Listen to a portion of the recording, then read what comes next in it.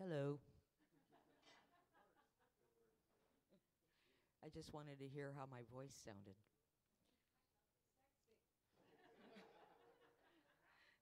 Yeah, give good phone. Good afternoon and welcome. Thank you all for coming. My name is Laura Lee Bennett, and I'm a Redmond resident and a longtime friend of Coyote.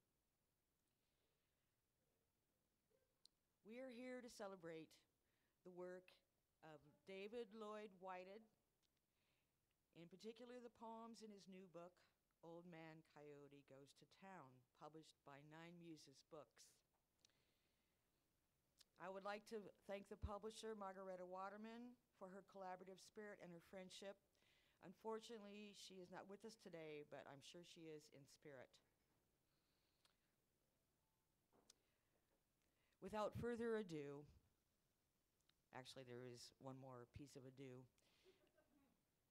David's going to read for us for about 15, 20 minutes, then we're going to break and have some food and socialize, and then we're going to come back and he's going to read for us a little more. So, at any rate, David Lloyd Whited, come on up, give us some hand. Woo!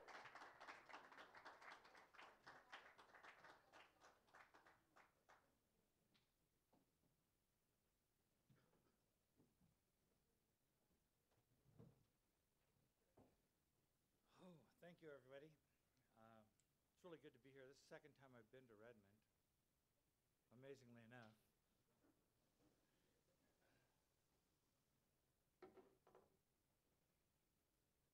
These poems have been about 10 years in the making, but more than that, probably.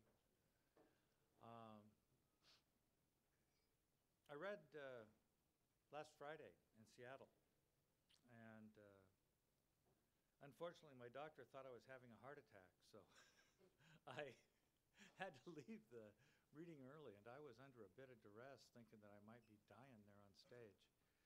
But, you know, I can die on stage all by myself. But it's good to know that I'm not. I'm only suffering from some back problems that they're going to fix up. These poems are about Old Man Coyote, and they're about 10,000 years old. They're about the spirit of Coyote living on an Indian reservation that has been overtaken by Tacoma, Washington, and 6 other municipalities. Only Coyote won't leave. He just kind of lingers on and makes his living on the streets of Tacoma, living off of cats and poodles and whatever he can find in garbage cans. Today I'm going to read the selection of poems that I don't usually select. So if I stumble around a little bit, it's because I have to read my own poems again.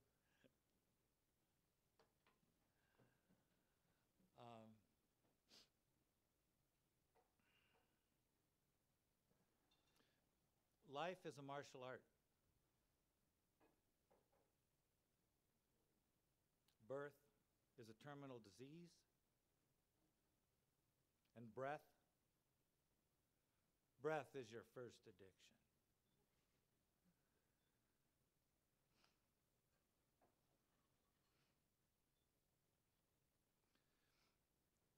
Throwing his words into your eyes, Coyote needs a road trip and wants you to come along. Summon the poisoning by magic of time and age. It will get loose by itself. No saving it, this soul. One fine stormy day, Buddha met Coyote on the trail. Neither one could remember who they were or why. It was just a thing. But they did untie the knot. Neither one would have thought to ask. Coyote was born old, just like all his stories, outside of time and from the beginning. Coyote will probably try it. That's his way. Can't be done, shouldn't be done, done. And that's the lesson. He was just a simple creature of delicate sensibilities. It's hard for Coyote to be happy anywhere. I guess that's why he's always traveling. Teeth and tongue so sharp that his words leave little crescent bites and an arced moon of blood. Old Coyote can remember creation, but was never a pup. The old fires have cleansed and taken color from the land, yet it remains true. The first time their eyes met lingers on in his, perhaps forever, glazed and wistful, melting into pitch, that luster, howling at the moon, his power song.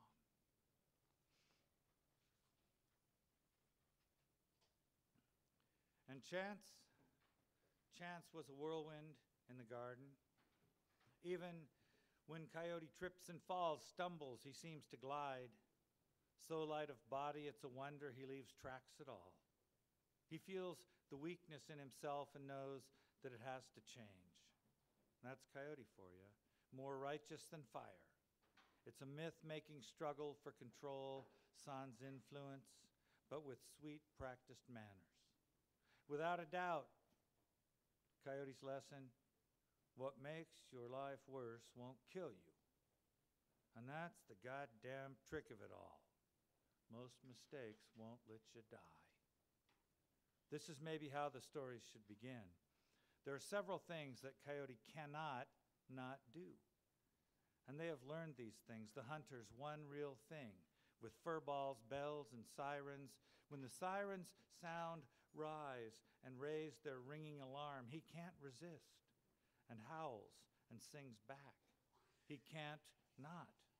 This is a fatal flaw. And oh, there are others. And the ears prick forward, and the circle turns around, even from the distance when the hiding is good. He just can't help but sing.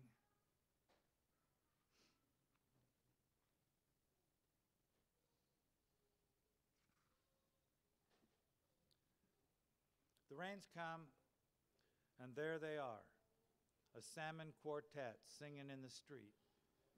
Hitching to that big dance upstream, the nightmare retreats to its burrow. The tongue has its own desire, burning eyes and limp desire. There must always be a wicked little private secret, a fevered brain, and an icy desire, deferred reward.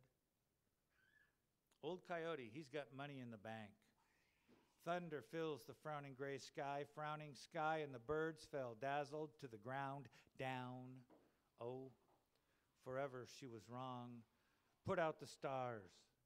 Pack up the moon in a suitcase, a carry-on bag. The stories live through him.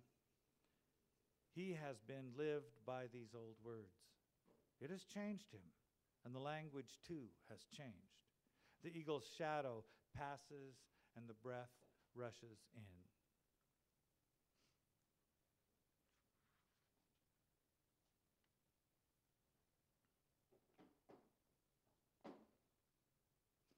Suffering a sweet, creeping desire for a goddess of a woman. Swift and turn and swift and fall and off and by the serious wind. Blind gods remain that way, and justice worships there too. In a feeding frenzy, seagulls at the beach, the bird's song subdues the sky, the forest, the freeway. In January, we dreamed to scatter ourselves into April. It was a nude lie, shadowed by the nude truth, nude lunch, a fish nibble near darkness, sweet lips hidden in the forest. The fire burns in the shape of Coyote. His eyes glow their own reflection. This is, I suppose, the trick of it all. Yellow eyes beneath sky reflecting blues poetry, the victim of expectation. A toy behind the eyes, something like chasing the tail round and round, the ritual of writing. And the body, each body is a pulse. Life is just a long goodbye. From the beginning, it is that way. But then a long voice of greeting, a hello for the end, tending the sound, tending towards the sound of the fray. The dancer comes to life as the story unfolds, coming up for air, to breathe again, and still into the twilight of forever, with this earth-born unity. Tears in the sunlight crying for the moon to move away, to move this way, to slip or step this earthbound way, working for the sunrise and the blessing of fishermen gone knee-deep in the Snake River, the clear and cleansing thought of moving water.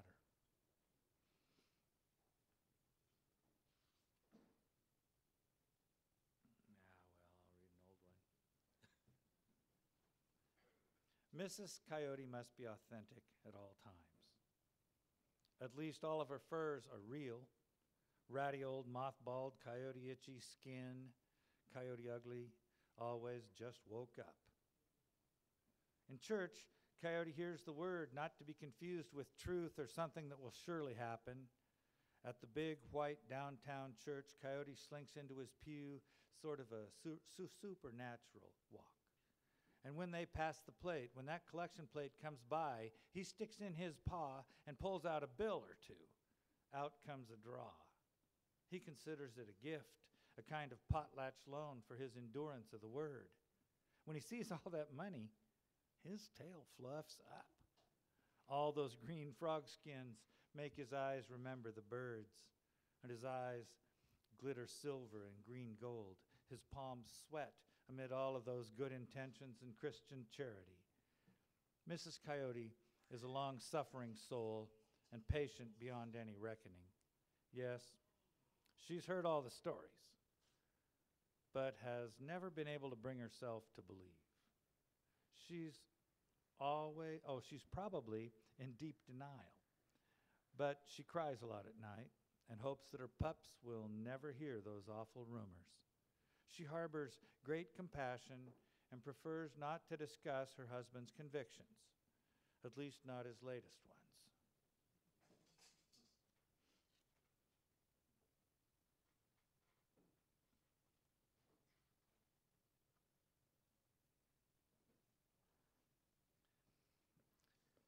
He's sniffing around down there where nothing is.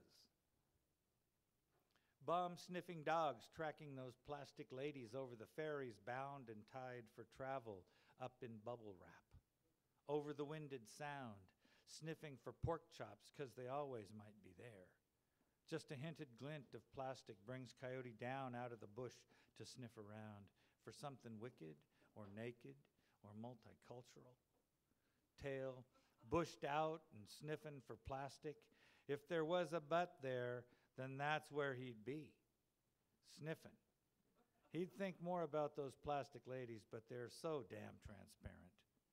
He dreams the ladies' lovely arms and the long, dark night full moon lighting up the foggy air, and how he chewed his leg off and limped away from the 70s, and how he'd rather die hard than be caught alive in the three-piece styrofoam disco suit, sniffing polystyrene, polyester, polytriglycerides, or such. Polyvinyl, clear, clean plastic. He's got a thing for emptiness, for ready to wear in his hair, because he's going to find something there sometime. Coyote believes in coffee. He's sniffed it on the wind. Bitter, dark water caught up in the balance of all things, caught between the earth and the sky, caught between breaths. Coyote sidles on up to this slick plastic lady and says, "You want to make some trouble or no?" And when there's no answer, he can clearly see. He grins, says, "Well, this won't be any trouble at all." She was a sunny ocean beach beneath her skin, so clear the sand was sifting softly as muscles rippled. Coyote woke up, and what a surprise! He was hungry. He was always hungry, clear plastic stuck between his teeth, gone sharp and far. He's sniffing down there where nothing is.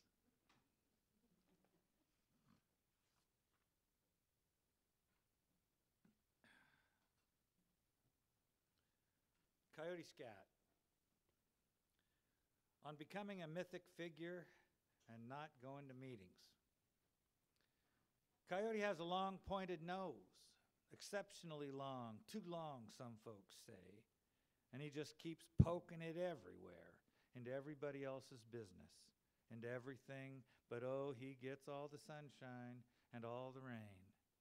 Sorry, creature, not to be a pretty sprite, the pretty people not exactly of, real or maybe vermin infested, telling the story as magic, like creating the earth with the long bark yipped wail of song, a prayer, a lament, a sad dream into the sky, thrown like the stars. Coyote caught the scent, saw the bodies of his brothers on the fence hanging listless, dried, life-hard smoke, turned tail, and moved on to sadness. Sing his sadness somewhere else, onto some other where. Coyote may be foolish, but not as us. Coyote sports an anarchy of fur, and even the fire remembers his name. Coyote sang the stars to riot. Coyote's great discussion was a storm of song, then silence for 100 years.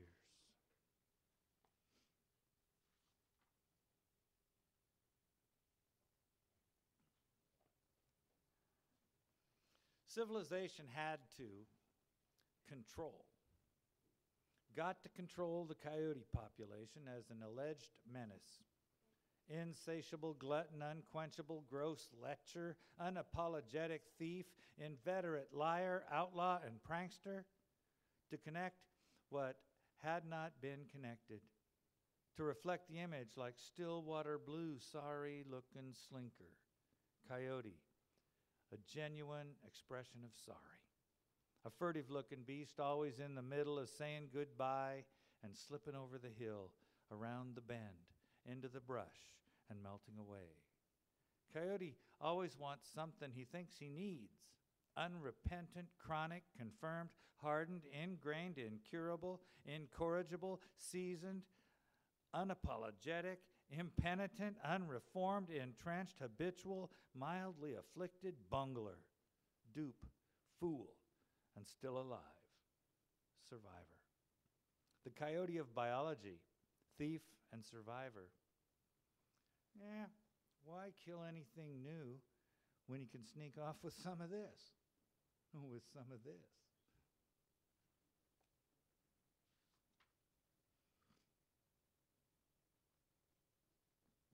He steals fire, steals salmon, smiles on the people, grins, in fact. Coyote carries his guilt like well-dressed, well-draped cultural baggage, regalia. Coyote on the trail, it's yippee-ki-yay. Coyote always looks back. It's his way. He looks back and kind of grins. He grins and he's nothing but bones and skin and scraps of fur patched on with pine pitch. Even his eyes blackened around, outlined with darkness. Off into the thicket, lick, split, gone. A hero through guile, brave on his own terms, cobbled together reality as he keeps going on and using what's laying around to fix things up and not die. He did not die, though it surely would have killed a better man. Coyote was just bad enough to live. Too much responsibility and too irresponsible to die, and depending on his talking turds for advice, even his own shit insults him. He can't get no respect.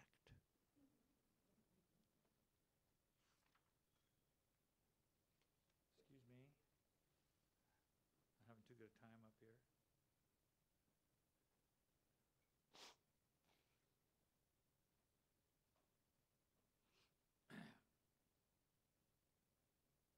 Laura Lee, you watching? Okay. Here we go again then. The hula hoop of fire. So hot out east of the mountains that even coyotes gone languid. Most of the old memories have wilted away. The whole family canyoned in around me, their needs and fears and pains. So close the air thickens up like stew. And soon I'm holding their breaths too. One measure of imagination, a dash of memory, stir it so it won't stick to the kettle and scorch. All of us helpless in the expectation of our dreams. The forest is a drug, and the brush, and the rocky wastes. The sagebrush high desert is a drug, and Coyote is pushing it all with his sly eyes, death a long, breathless blue metaphor, the wind firm bent on being now and sweet forever, forever young, while the body burns its miles and cripples, intricate away with its own high purpose. Easy work.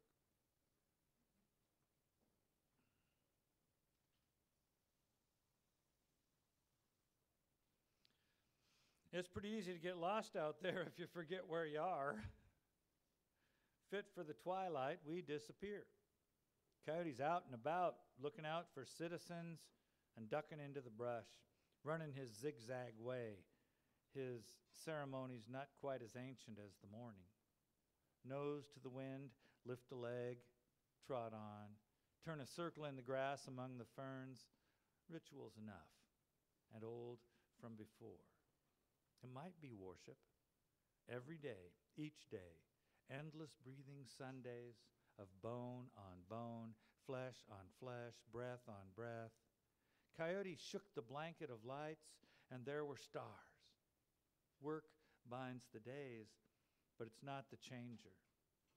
It's only a token of time. Working man, hammering man, struggling man, sleeping man, woman, maintaining, nurturing, comforting, and caring for what won't change, though that turns sometimes out to be the reason she chose him. She dreamed her faith, dealt daily with the hairy truth of most of it all that was real enough for her. Remorse and a few tears now and again. Wave shimmer, wave shiver, breakwater, harbor, how memory creates its own truth, measures it out of absence, at a time. There you go. Halfway home.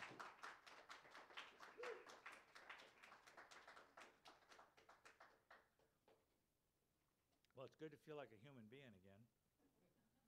My crazy doctor had me believing I was dying.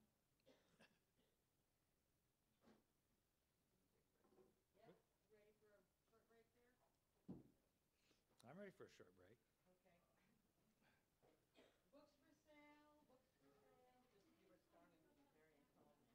Oh, good. Yeah, the bookstores graciously said that we could sell the books directly here.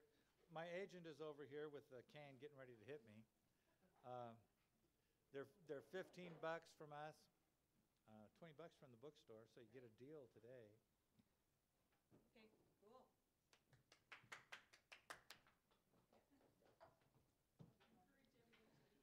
We're going to take a short break, and there's some food over here.